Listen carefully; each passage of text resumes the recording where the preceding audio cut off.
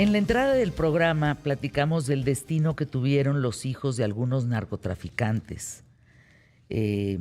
Hablábamos evidentemente de Juan Pablo Escobar, que se tuvo que cambiar hasta el nombre, los hijos del Chapo Guzmán, Ovidio, que fue detenido en el 2019 y luego 2023, Joaquín Guzmán capturado en el 2024, junto con el Mayo Zambada en un aeropuerto privado de Texas, en fin.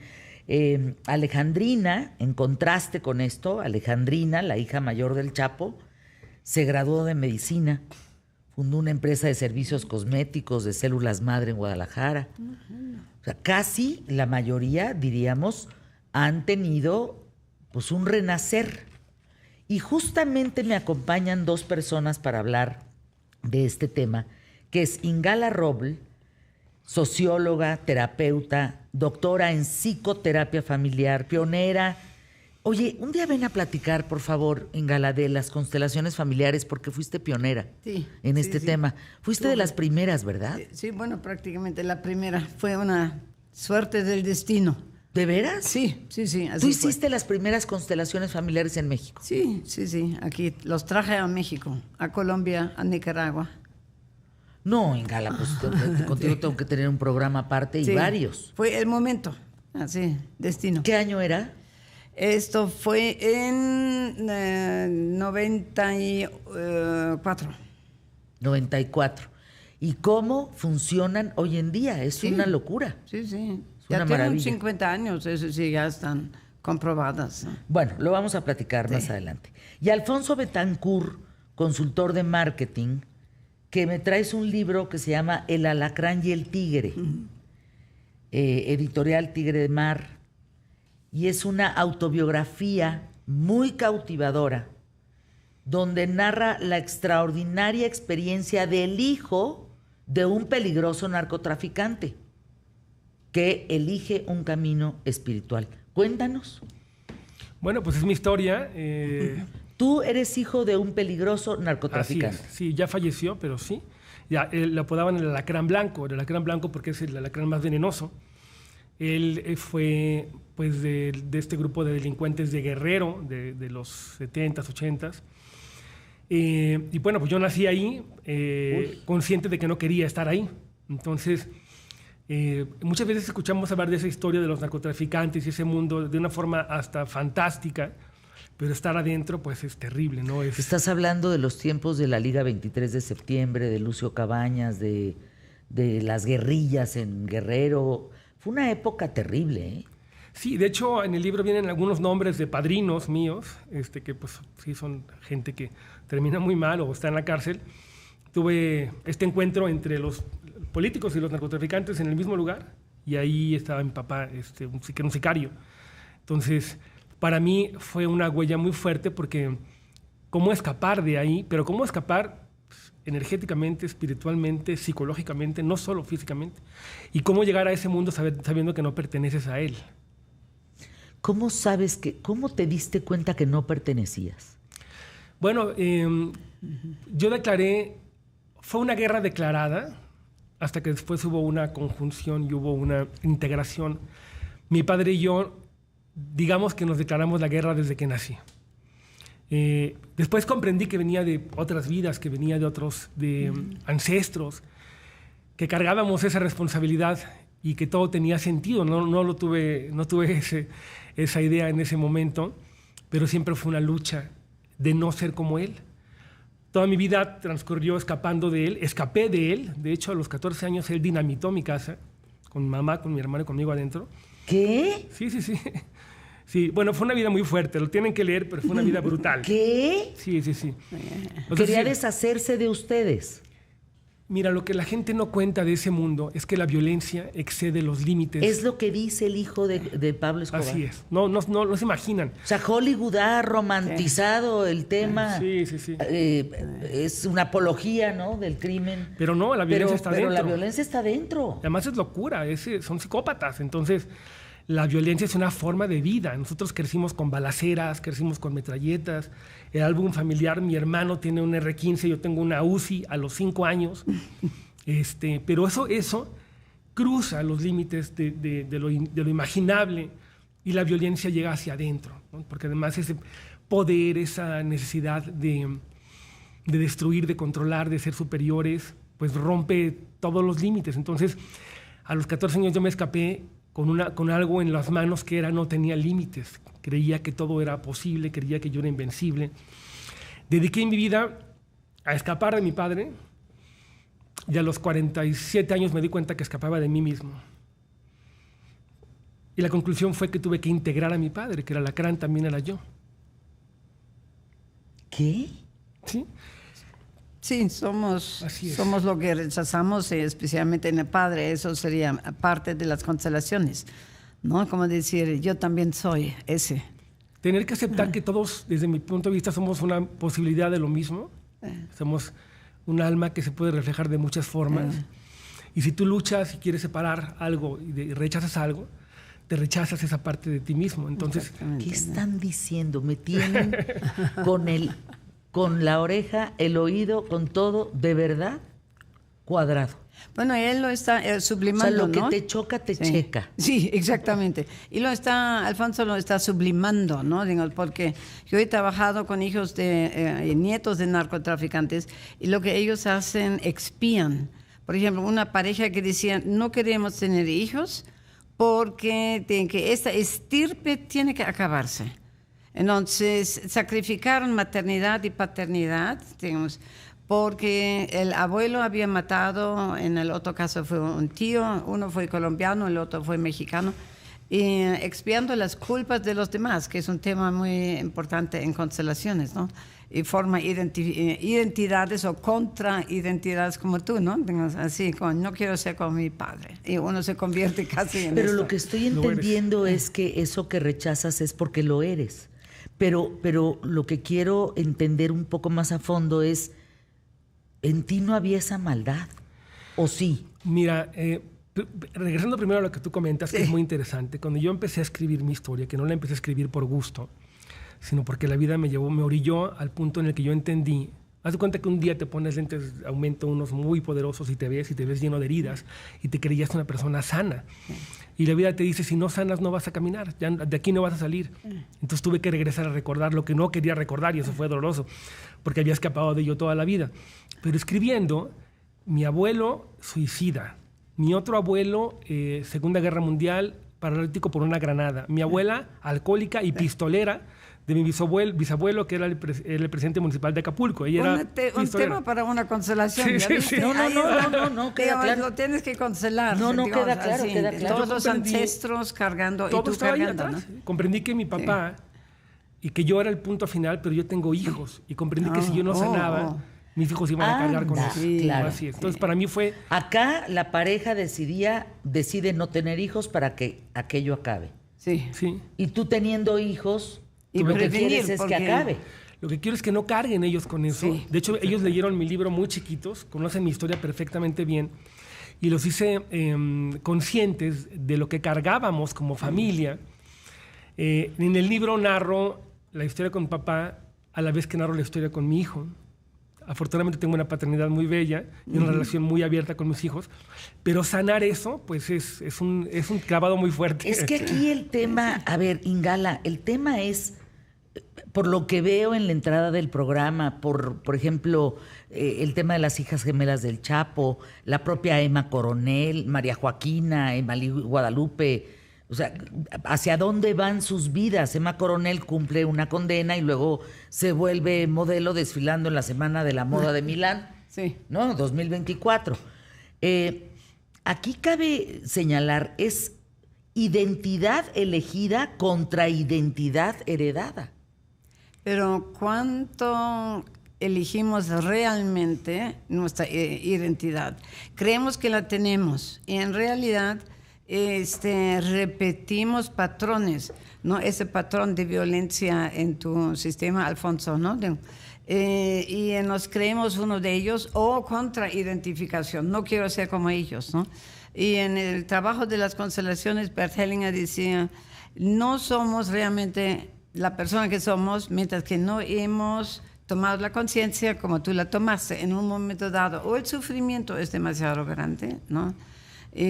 O digamos la visión de que, ¿y mis hijos? porque no queremos cargarlos a ellos, ¿no? Digamos así. Y entonces viene un despertar, ¿no? Digamos, me imagino que tú describes en tu libro, ¿no? ¿Sí tienes ese despertar? Sí, de hecho lo que comentan es muy interesante porque cuando me preguntan qué me dejó todo esto, yo digo, uno de los mayores tesoros que puede tener un ser humano que es conocerse a sí mismo, porque no sabemos quiénes somos. Somos algo que estamos creando para no ser o para ser, pero no nos adentramos en lo que somos por miedo, por dolor, porque hay muchas cosas que no queremos ver. El regalo al final de mi camino, de esa lucha con mi padre, de ese enfrentamiento, de ese entendimiento, fue entender que lo que yo había sido por 47 años no era yo, era alguien que huía. A ver, eso lo ligo con lo que dice Rogelio García de Tijuana, que agradezco tu confianza, Rogelio. Dice Fer, a ver, espérense, ¿qué onda con el tema? Yo no conocí a mi papá, pero soy un hombre muy violento. Exploto a la primera provocación. Luego me arrepiento, me quiero morir, me da una vergüenza horrible.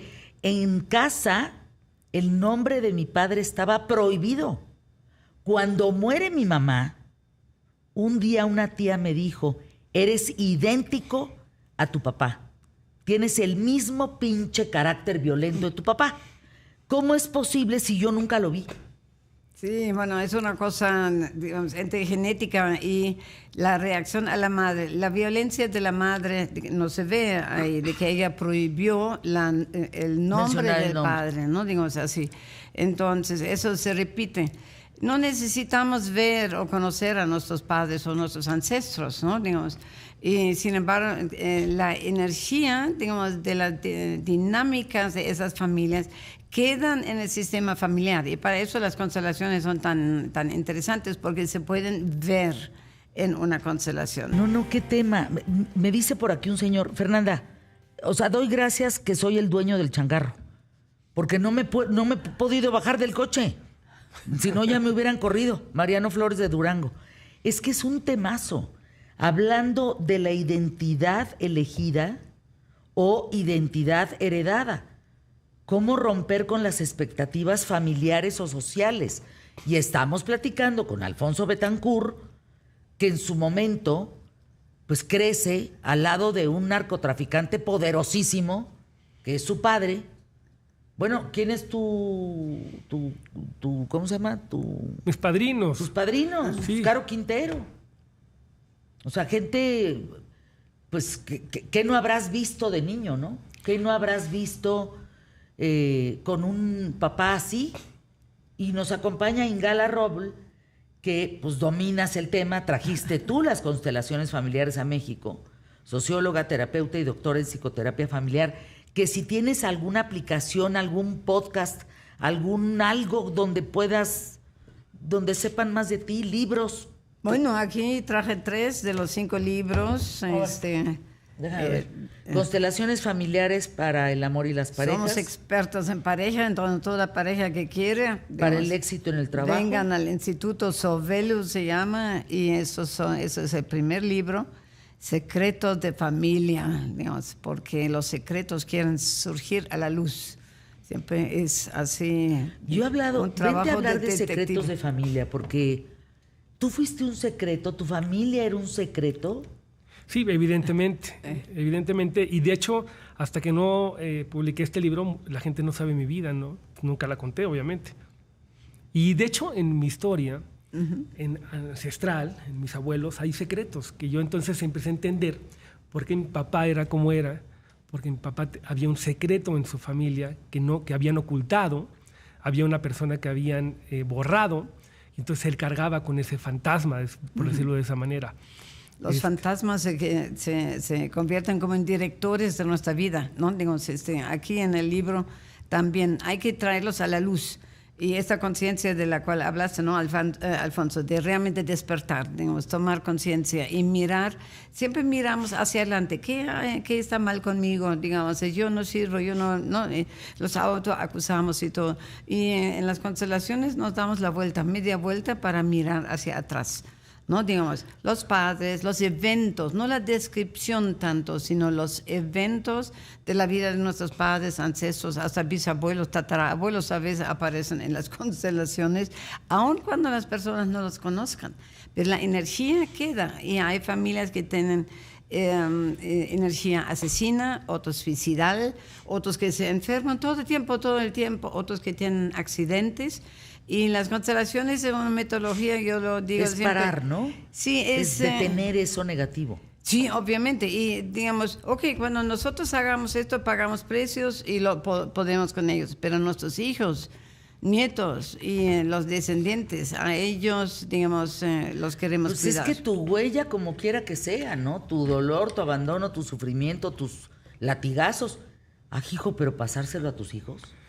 Sí. Y además, pues no creo que nos levantemos así como para decir, me levanté para chingarte. Pues no es así. Es una cosa completamente inconsciente y lo hacemos, los lastimamos. Sí, totalmente inconsciente. Y las constelaciones, por eso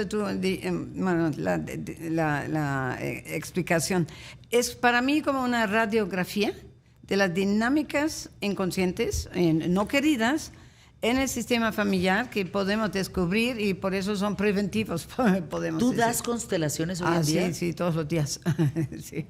Oye, hay que ir contigo. Ay, sí, claro que sí, con es gusto. una belleza. ¿Tú has constelado? Sí. No lo he hecho personalmente. No, Alfonso, por favor. Bueno, lo he hecho de otra manera, digamos. Sí, ya quedamos. Pero por eso lo comprendo muy bien. Vamos con Ingala. De Afuera, verdad, es una cosa muy bella. Claro. Sí. Te das de topes importantemente. ¿Dónde podemos hacer cita contigo? Conmigo en Ingmarop o consultas Ingala, eso es más fácil. Consultas Ingala en una sola palabra. Ingala. En una sola palabra, @gmail.com. Fácil. Consultas Ingala @gmail.com. Sí, con mucho gusto, digo así. Porque ya lo estoy trabajando desde hace 30 años y mira, digamos, debo decir que no veo mucho la televisión porque en las constelaciones, como en tu vida, Alfonso, sí, rompe todos los récords, ¿no? Digamos así, digamos, ¿quién en la vida real pensaría que un niño sobrevive? Sí, digamos, primero lucha como tú, ¿no? Contra esto, luego se rinde, ¿no? Digamos así. Y luego hace algo nuevo y diferente, bonito, bello para el planeta. Dicen las lealtades, escuchen esto, es que tenemos que hacer otro programa, varios. Las lealtades familiares son conexiones emocionales invisibles e inconscientes, formadas durante la infancia, que llevan a repetir comportamientos, creencias, dolores de antepasados para pertenecer a un sistema familiar. Basadas en el amor, Fer, sí, aparentemente. Sí. Pero el caso es que se vuelven disfuncionales. Sí, como adultos. Perpetúan conflictos, culpas, deudas emocionales, recuerdos y reconocer patrones que son terriblemente difíciles de liberarse. Porque fíjense, Alfonso decía en el corte comercial, eso me quedó, hay que leer El alacrán y el tigre. ¿Dónde está la venta? En Gandhi y en Amazon. Léanlo. Y leer a Ingala Roble, R-O-B, de buena, L, Roble. Decías en corte comercial, yo te estoy hablando de mi papá, Fernanda. Un narcotraficante que mató gente frente a mí. Me llevaba para darle en la torre a mi mamá a ver cómo mataban gente desde que yo era niño. Pero no te he hablado de mi mamá. Ay, canijo. Sí. A veces el que parece el Iván el terrible, resulta que lo es, pero al lado de él hay una cómplice bien canija de todo esto. Bueno, toda la estructura en la que naces está armada para que vivas eso. Yo al mucho tiempo me quejé de esa vida y después comprendí que esa era la vida que me tenía que tocar para ver lo que veo. Comprendí, y en el libro lo narro al final, que todo tenía un sentido, todo estaba perfectamente trazado y acomodado para yo poder ver lo que veo hoy. Pero claramente a veces ves al malo y a la buena o viceversa y no te das cuenta que eso es una relación donde ambos están alimentando lo mismo. Una interpretación del niño, ¿no? Claro. Y requieres a alguien que te salve, ¿no? Requieres a alguien a quien anclarte. Sí. Seguramente ¿Quién para fue no caer. Alguien? Mi mamá fue mi alguien, pero fue increíble porque después comprendí que era parte, digamos que del problema, Sí. que era lo mismo. Sí. Entonces tuve que declararme también en contra de ella. Declararme no en contra, sino contrario a ella. Creo que lo más importante para mí fue declararme contrario a ambos, pero lo más difícil fue darme cuenta que toda mi vida había estado queriendo escapar de ellos y solamente había estado escapando de mí mismo, porque también soy ellos. Luis Baltasar, qué bueno que escribes. Llevabas mucho tiempo, nos tenías en el abandono. ¿Qué te pasa? Fernanda, qué duro tema este de los hijos de narcotraficantes. Niños que crecen, aparecen en ambientes cargados de maldad, de violencia, que lo más probable es que lo normalicen. ¿Tú nunca lo normalizaste? Yo tengo más o menos unos 20 medios hermanos que se llaman igual que yo y que algunos están en ese lado oscuro y que los puedes ver, los han detenido algunos. Se llaman igual que yo porque le ponía a mi papá a todos el mismo nombre, Carlos Alfonso Betancourt o Carlos Betancourt o Alfonso Betancourt. Mi hermano es Carlos Alfonso Betancourt. Yo me libré del Carlos. Entonces yo pienso, tú eliges la vida, tú puedes nacer con la misma raíz, en la misma tierra, Wow. pero decidir hacia dónde crecer y esa es una elección Pero personal. es un momento. Como niños estamos indefensos porque queremos amar y queremos pertenecer. Y lo interesante es, ¿no?, lo que mencionaste, Fernanda, de que se juntan dos familias, dos sistemas familiares. Por eso la mujer es como cómplice inconsciente, claro, o nunca pensaba que iba a vivir esta vida, ¿no? Dos familias con dos dinámicas parecidas y diferentes se juntan.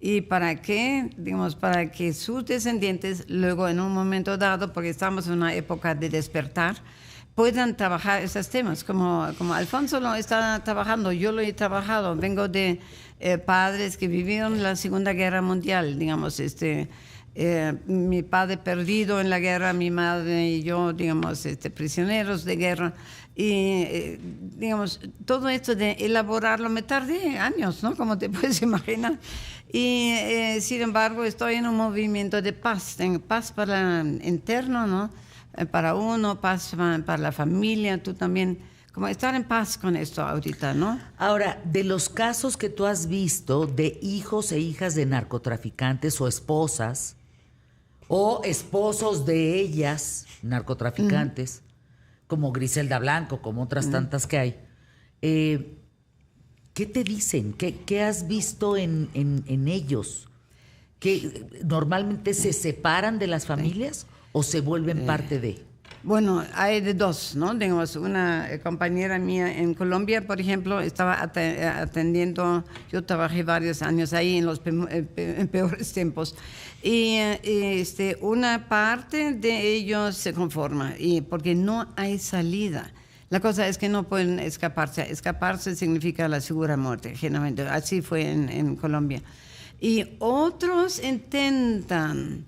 Y entonces en un momento dado ella recibió un sobre con fotos de sus hijas, de la escuela, de su casa y todo. Y digamos, ella sabía que venía de más arriba. Y dejó de trabajar con personas que decían que eran parientes de narcotraficantes. Porque sí hay tímidos intentos de diferenciarse.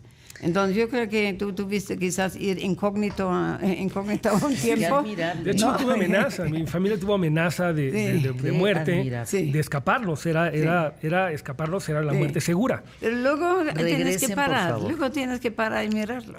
Regresen, por favor. Tengo que entregar micrófonos a patrocinadores, pero les pido, por favor, que regresen. Gracias. Sí, encantado. Muchas gracias. Gala, qué honor conocerte. ¿Eh? Muchas gracias. No, y a Para ti, mí Alfonso, también. bueno, no me tienen. Voy a soñar con ustedes bonito.